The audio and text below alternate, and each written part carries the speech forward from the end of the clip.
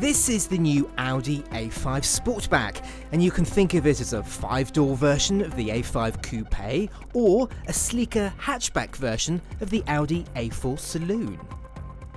Either way, it's hard not to see this as a more practical yet stylish version of the A4, what with this sloping roofline and a full tailgate. Now let's just raise this up, shall we? Electric, of course, and in terms of outright boot volume, the A5 Sportback is identical to the A4, but with this lifting tailgate, it's a lot easier to load large items in. Speaking of which, let's do our suitcase test. Here's the large one, and that fits in very easily. A very small lip to load large items over, which is very good.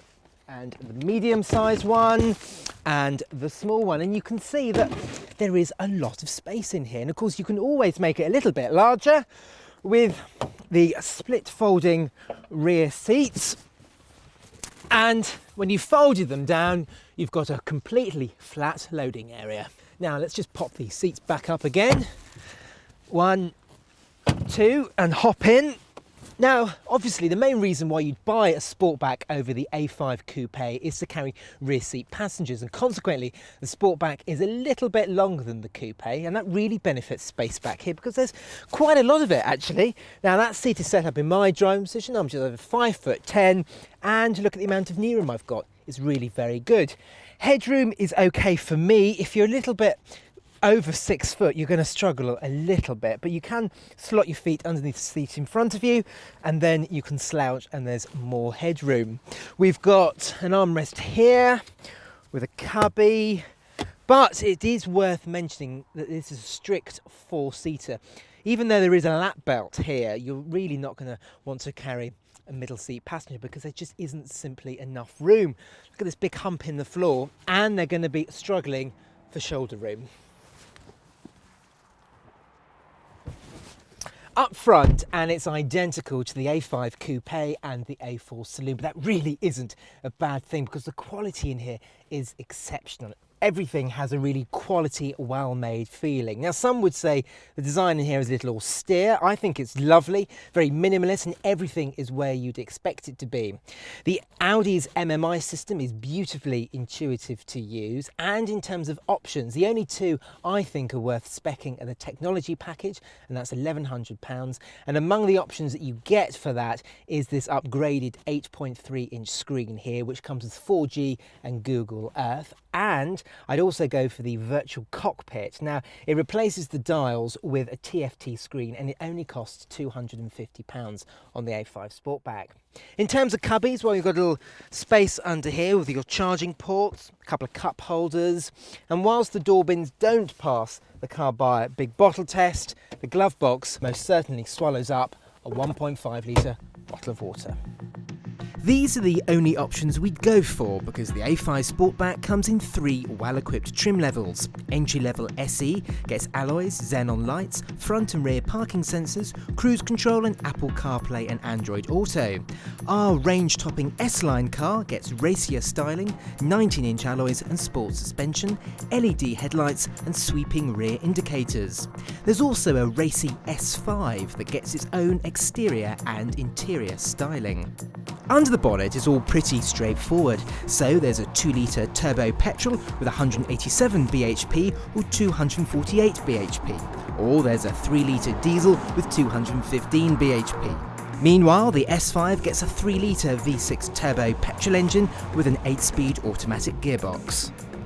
This is the 2-litre diesel, and most people will opt for this engine, especially if they're company car drivers, thanks to this engine's low CO2 figure of 112 grams per kilometre. But even if you're a private buyer, this engine will suit you because it's a really nice diesel engine. There's lots of mid-range punch, and it never gets that noisy.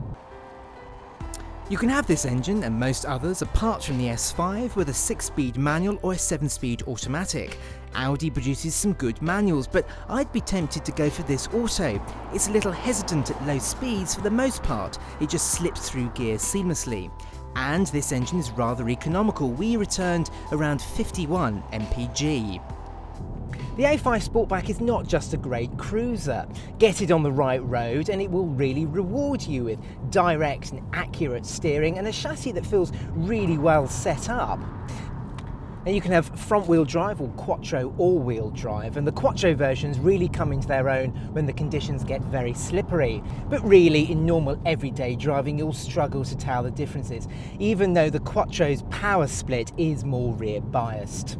It's a good all-rounder on the road, is the A5 Sportback, pleasant and relaxing to drive, and the quattro versions offer safe and predictable handling. But the A5 isn't a smile-a-minute kind of car. If that's what you're after, then you'll have to look at the BMW 4 Series Grand Coupe. But that's not this car's biggest problem. That honour falls to the ride. Apart from the 2-litre TDI Ultra models, all other SE and sports versions come as standard with Comfort Dynamic suspension. That's normal suspension to you and me, but the S-Line and the aforementioned 2-litre TDI Ultra cars come with sports suspension.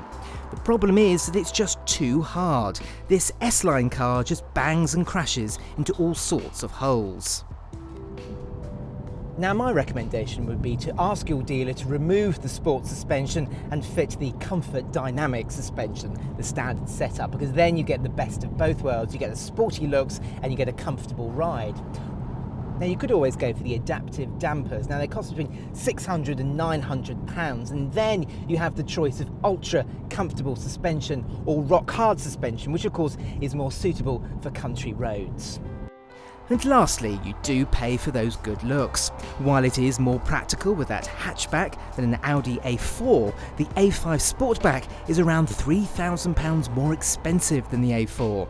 And when you realise that, it is a little difficult to work out why. But the A5 Sportback is still a desirable car, especially if you want a car that has 5 doors but is also sleek and gorgeous to look at. Now if you like this video, make sure you press our logo to subscribe to our channel or watch our review of the BMW 4 Series Grand Coupe, and don't forget to watch our playlist of the best saloon cars.